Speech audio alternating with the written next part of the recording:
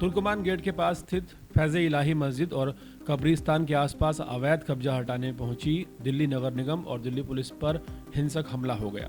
कार्रवाई के दौरान लोकल और बाहरी लोगों ने कथित तौर पर पथराव किया, जिससे इलाके में अफरा तफरी मच गई। इस हिंसा में 5 पुलिसकर्मी घायल हुए। हालत काबू करने के लिए पुलिस को आंसू गैस के गोले दागने पड़े। घटना के बाद पुलिस ने तकरीबन 11-12 लोगों को गिरफ्तार किया और 30 की पहचान हो चुकी है।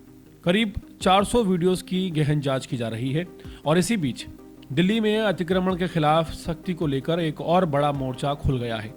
दिल्ली हाई कोर्ट ने राजधानी की ऐतिहासिक जामा मस्जिद के बाहर फैले अतिक्रमण पर कड़ा रुख अपनाते हुए अब एमसीडी को 2 महीने के अंदर अंदर सर्वे करके कार्रवाई करने के आदेश दिए हैं। मस्जिद तक जाने वाली सड़क, सीढ़ियां और आसपास का पूरा इलाका दुकानदारों ने कब्जा कर रखा है।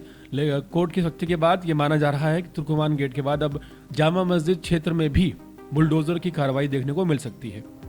साफ है कि अतिक्रमण हटाने की मुहिम अब प्रशासनिक कार्रवाई से आगे बढ़कर संवेदनहीन कानून व्यवस्था का मुद्दा बन चुकी है। दिल्ली की ऐतिहासिक धरोहरों और सार्वजनिक स्थलों को लेकर अगर समय रहते सख्ती ना बरती गई तो अतिक्रमण धीरे धीरे स्थायी समस्या बन जाएगा, इस बात में कोई दो राय नहीं है। दिल्ली हाईकोर्ट का जामा मस्जिद के बाहर अतिक्रमण को लेकर दिया गया ताज़ा आदेश इस चिंता को दर्शाता है। कोर्ट ने साफ शब्दों में दिल्ली नगर निगम को ये निर्देश दिया है कि वो 2 महीने के अंदर सर्वे करवाए और जितना भी अतिक्रमण जामा मस्जिद के बाहर है उसे हटाने की कार्रवाई करे। यह आदेश केवल एक इलाके तक सीमित नहीं है, बल्कि राजधानी में बढ़ते अवैध कब्जों को लेकर एक कड़ा संदेश है।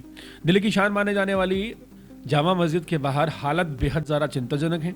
मस्जिद तक जाने वाली जो सड़कें हैं पूरी तरह से भरी हुई हैं।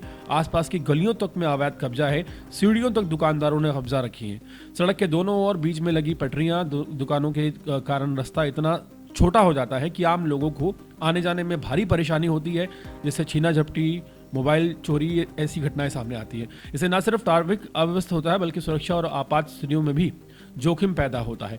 अतिक्रमण की गंभीरता का अंदाजा इस बात से लगाया जा सकता है कि देश के पहले शिक्षा मंत्री मौलाना अब्दुल कलाम आज़ाद की मज़ार के आसपास भी अवैध कब्जा दिखाई दे रहा है और सबसे ज़्यादा कब्जा जामा मस्जिद की मेन सड़क पर है। यह स्थिति केवल कानून व्यवस्था का सवाल नहीं बल्कि हमारी ऐतिहासिक और सांस्कृतिक विरासत की सम्मान से भी जुड़ी हुई है।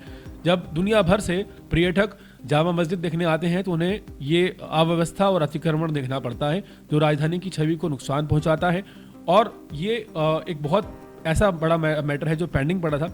हाल ही में तुर्कमान गेट में जो कार्रवाई हुई है उसके बाद ये माना जा रहा है कि अब जामा मस्जिद के क्षेत्र में सख्त कदम उठाए जाएंगे। हालांकि अतिक्रमण हटाने के साथ ये भी जरूरी है कि प्रशासन पुनर्वास और वैकल्पिक व्यवस्था पर भी गंभीरता से विचार करे ताकि समस्या दोबारा खड़ी ना हो।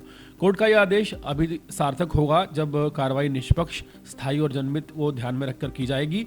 लेकिन हाल फिलहाल की अगर बात की जाए तो जितना ज़्यादा ऐतिहासिक जामा मस्जिद वाला ये रोड है, सामने लाल किला है और आप बॉलीवुड से लेकर तमाम डॉक्यूमेंट्रीज में अगर देखें तो ना सिर्फ यहाँ के व्यूज़ नज़र आते हैं बल्कि इसका जिक्र होता है।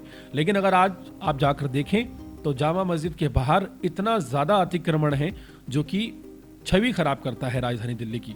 ऐसे में कोर्ट का ये जो आदेश आया है, ऐसे में देखना होगा कि क्या 2 महीने बाद राजधानी दिल्ली में जो जामा मस्जिद की ये सड़कें हैं जिन्हें कब्जा लिया गया है ये खाली हो पाएंगी या नहीं हो पाएंगी।